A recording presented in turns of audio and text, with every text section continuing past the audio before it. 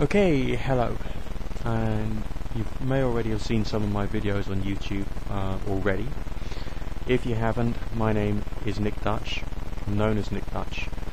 This particular talk is essentially called 666, The Beast and His Message. We're not talking about Satan here, we're talking about Aleister Crowley. What I'll be doing is I'll be reading through certain parts of Magic and Theory and Practice by Aleister Crowley to point out what he's actually trying to say. Do be open-minded, and don't jump to the conclusion that because we're talking about Aleister Crowley here, that I'm going to talk about Satanism or anything evil.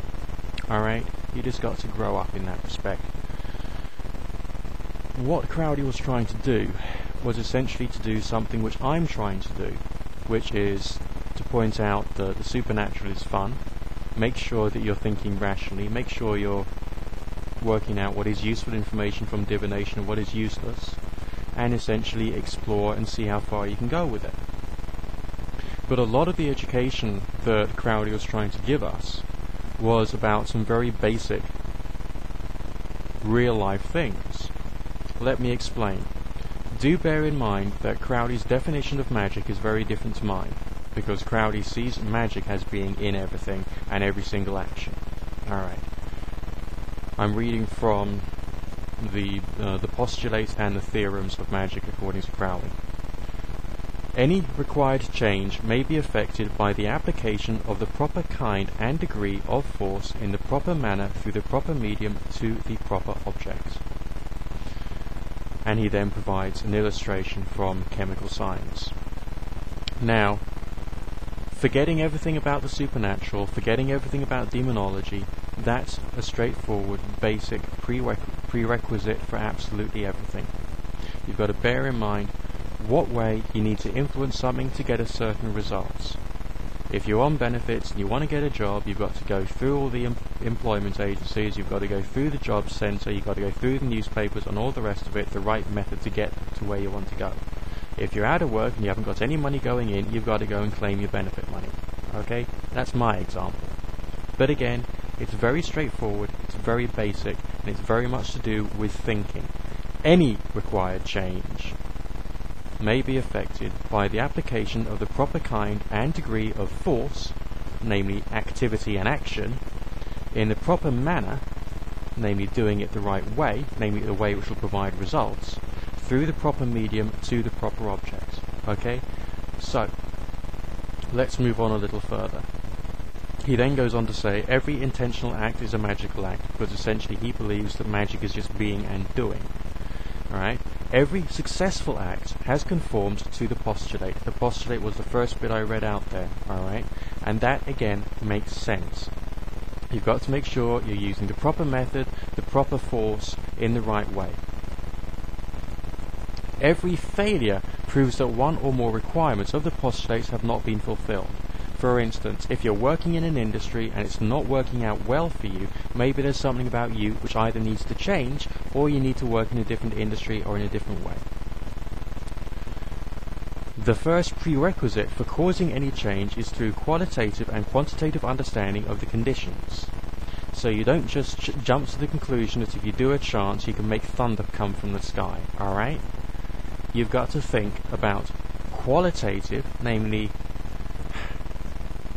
in terms of literally quality, literally in terms of academic understanding, literally in terms of thinking, and literally in terms of research, and quantitative, namely in terms of the numbers and values you're using, and you build up your understanding before you take an action, alright? Because failure would be a bit like trying to pass your driving test without taking any lessons. The second prerequisite of causing any change is the practical ability to set in the right motion the necessary forces. So if I want to turn my computer on, I've got to make sure I've, topped up my meter with enough money to be able to have enough electricity to be able to make the computer run. Alright? It has to be planned in advance. The practical ability. Alright? So if I wanted to run a marathon, I'd have to be trained first so my body can be strong enough. I'd have to have the right attitude as well. I'd have to have gone down the gym for a fair time, so I can have the ability to set in the right motion the necessary forces of me going to do the marathon without basically killing myself. Then Crowley gets a bit more esoteric and says that every man and every woman is a star, which means that every man and every woman has a course dependent partially upon the self and partially upon the environment, which is natural and necessary for each. So that's a bit of a nature stroke nurture thing, alright? Someone who's been brought up in a family of accountants is more likely to want to and to be able to become an accountant, for instance.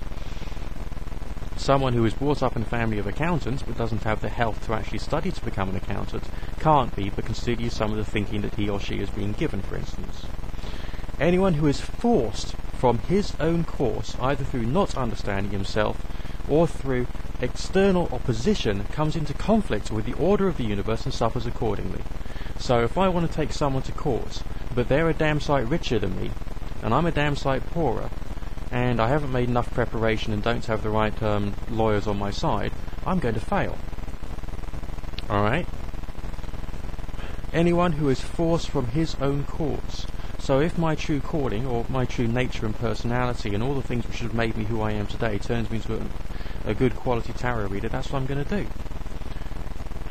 But if I'm taken away from that, it doesn't always help. It doesn't always help, you know. Either through not understanding himself.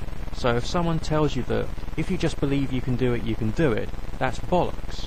What you've got to do is to think carefully about what you can do, what you can't do, try and improve on some things until you're actually capable of doing something. Or through external opposition, so if someone pushes you away and says, no, you can't do that, you can't become like that, that's not going to help either, okay? It's all straightforward, basic, real-life stuff. He goes on. A man whose conscious will is at odds with his true will is wasting his strength. He cannot hope to influence his environment efficiently. So if I'm so stressed out about work and money that I can't relax, even the activity of sitting down and watching TV at the end of a long day, I won't be able to do. Alright? If a man whose will is at odds with his true will, he's wasting his strength. That's cognitive dissonance. That's having a little proverbial argument going on inside yourself. So you've got to have ways that you've incorporated into your life to be able to think clearly and relaxed and focused, and not overly emotional.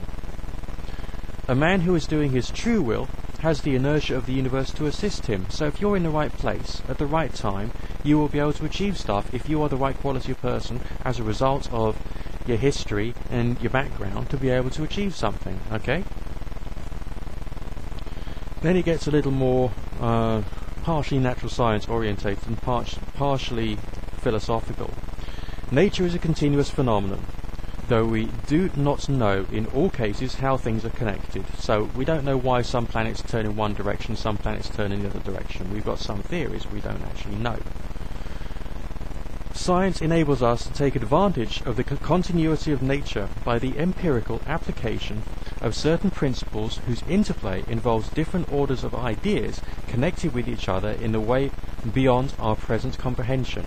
So that essentially means the creation of models of the way the world works, which we can't say are true, we can say they're models and they can be useful, and we can experiment to see whether that particular model of the universe is essentially right or is essentially wrong. Alright? Man is ignorant of the nature of his own being and powers. Even his idea of his limitations is based upon experience of the past, and every step in his progress expands his empire. There is, therefore, no reason to assign theoretical limits to what he may be or what he may do. So essentially that means you can improve yourself over time. But remember, he does say theoretical limits there, not practical limits.